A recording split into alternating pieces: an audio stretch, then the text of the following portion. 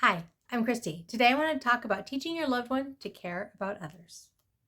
Everyone appreciates it when someone else shows they care, especially when having a bad day or struggling with something.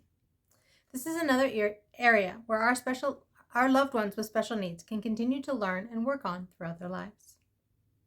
As much as AJ has struggled to understand and name emotions over the years, he's been very aware of his friends' limitations and or special issues, especially when it comes to food.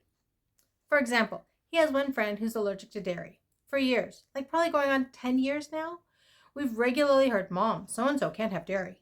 Or she can't have whatever food he's currently eating because it has dairy and she's allergic to dairy. Or he'll ask if they make undairy, whatever, butter, cheese, you get the idea. Or here's a more recent example. He has a friend from his job skills program who doesn't eat meat.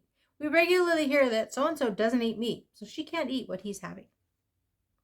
As I mentioned in last week's post, that's at www.havenofhopeforme.com. This originally posted in December of 2022. As I mentioned last week, he also regularly talks about how he's excited for someone to do something, a friend to switch jobs, another friend who gets to see extended family. You get the idea. AJ talks regularly about how our cats love us and how they love to put their head against one of us or wrap their tails around our legs.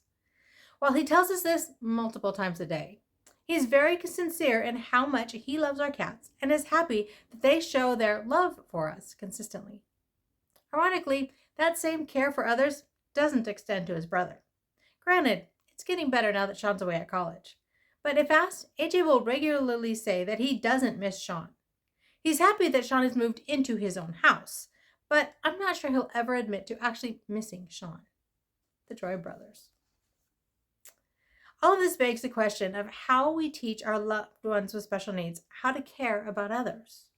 Honestly, it can be tricky, especially if they have any mental impairment or struggle to consider how others feel.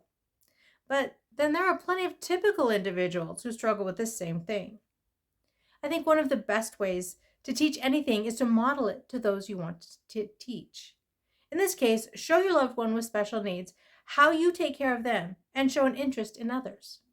Demonstrate what caring for others looks like. Another method is to talk about it in simple terms that they can understand. Ask them for ways they can show an interest in and care for others, and then have them follow through with their ideas. Role playing may be another effective method for your loved one.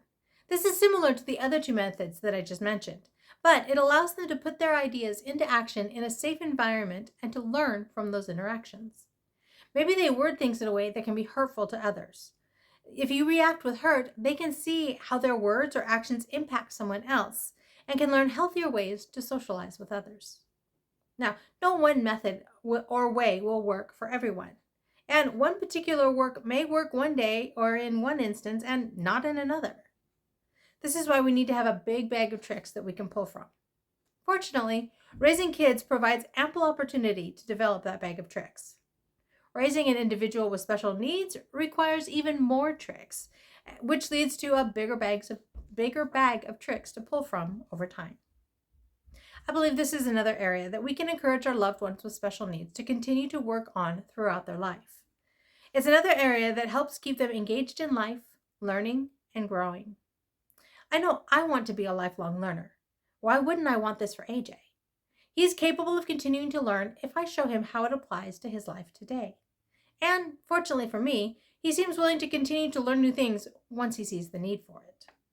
And if there's something that he needs to learn to be able to live on his own, well, he's nearly guaranteed to be motivated to learn that.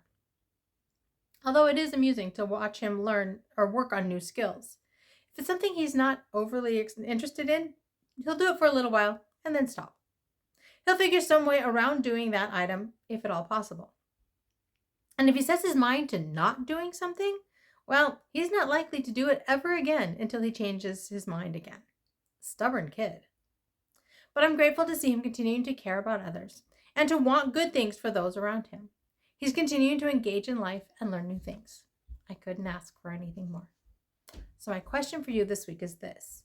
Has your loved one with special needs learned to care about others? Do they show they care regularly? I'd love to hear about your experiences. You can leave me a comment below, or you can leave me a comment over on the blog. Again, that's at www.havenofhopeforme.com. This was originally posted in December of 2022. If you prefer, you can always email me at Christy, CHRISTY, at havenofhopeforme.com. I'm grateful AJ cares about his friends and wants good things for them so that I can continue to say that life is good and there is never a dull moment.